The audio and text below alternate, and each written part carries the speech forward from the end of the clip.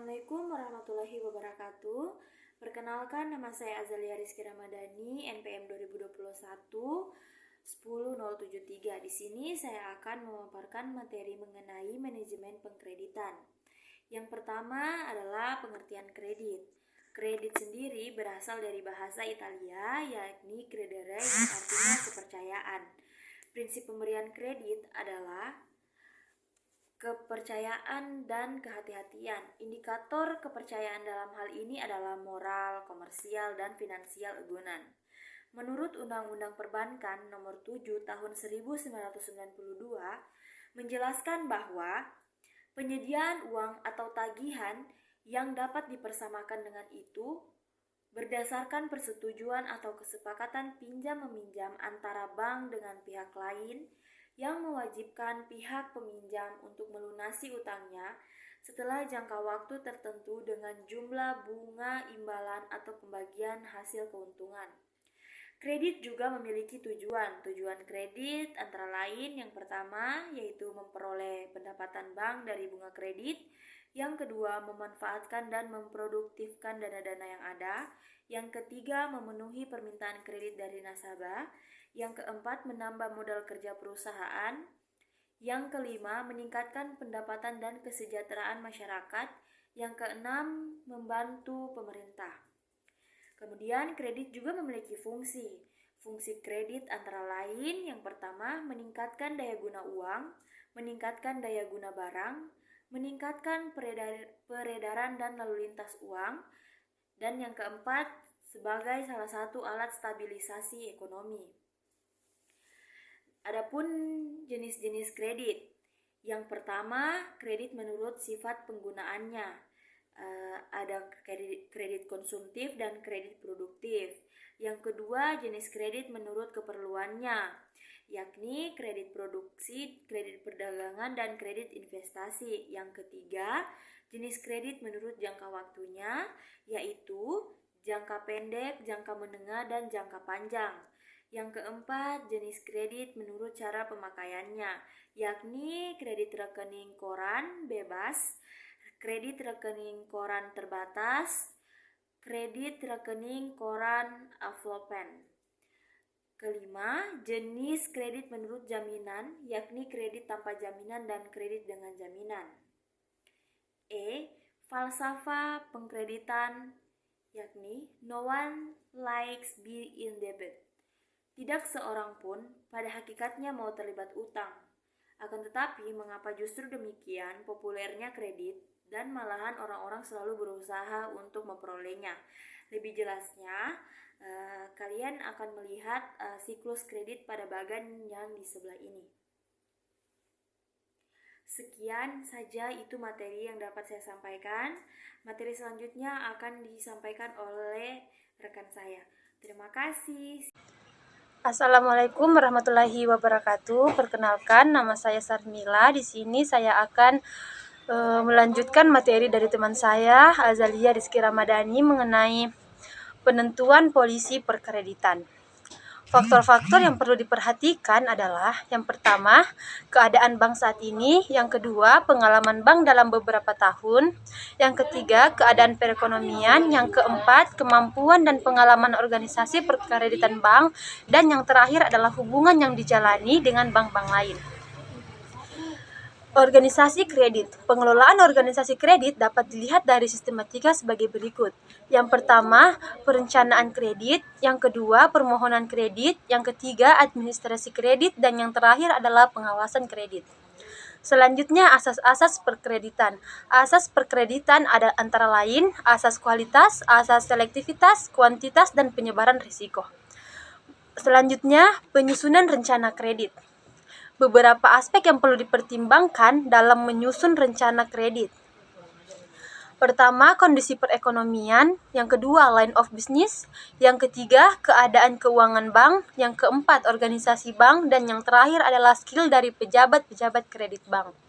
Analisis atas permohonan kredit bisa dilihat dari beberapa materi berikut. Yang pertama adalah formula 4P.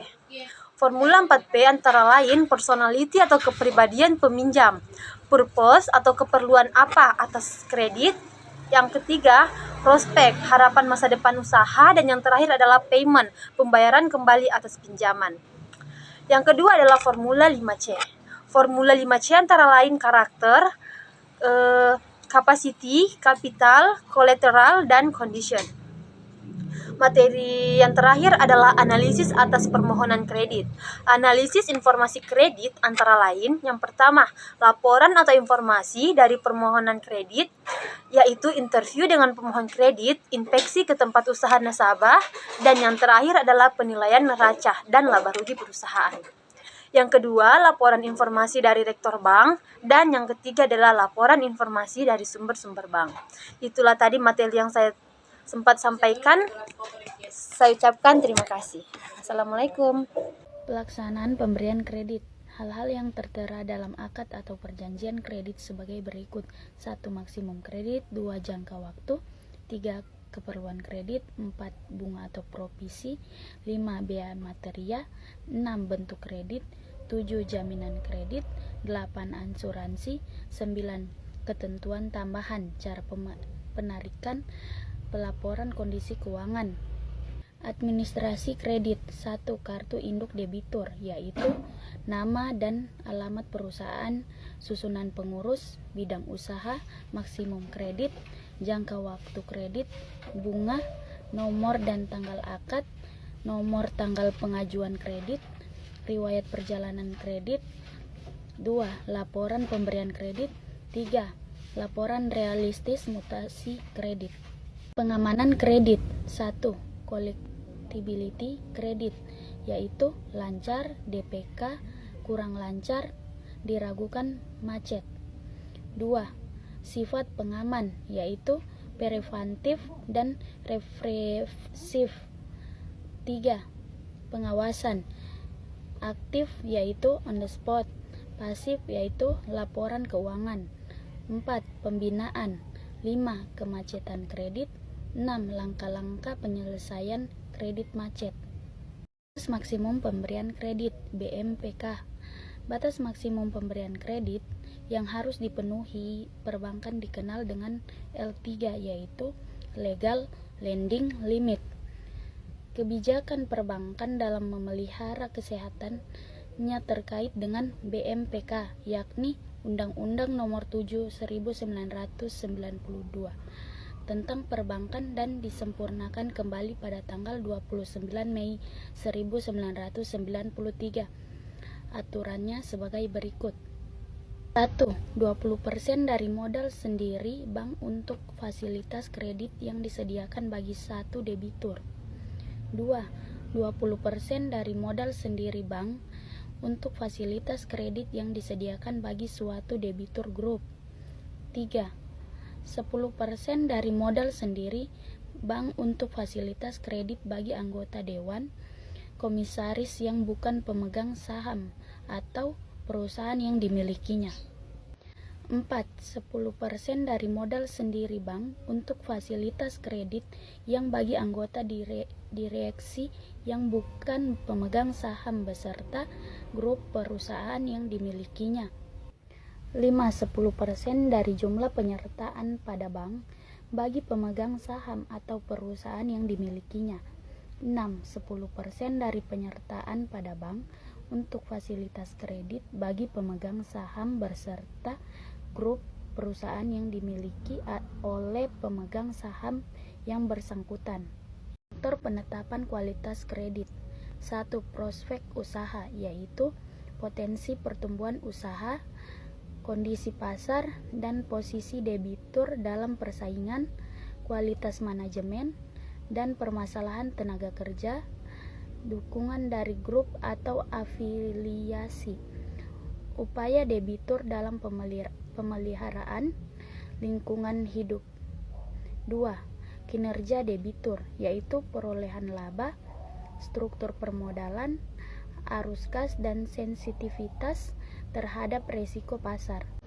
3. Kemampuan membayar, yaitu ketetapan membayar pokok dan bunga, ketersediaan dan kekurangan informasi keuangan debitur.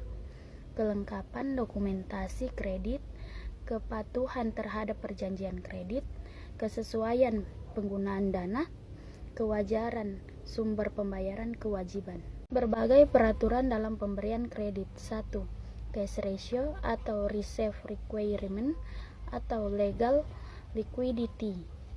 2. Loan deposit ratio.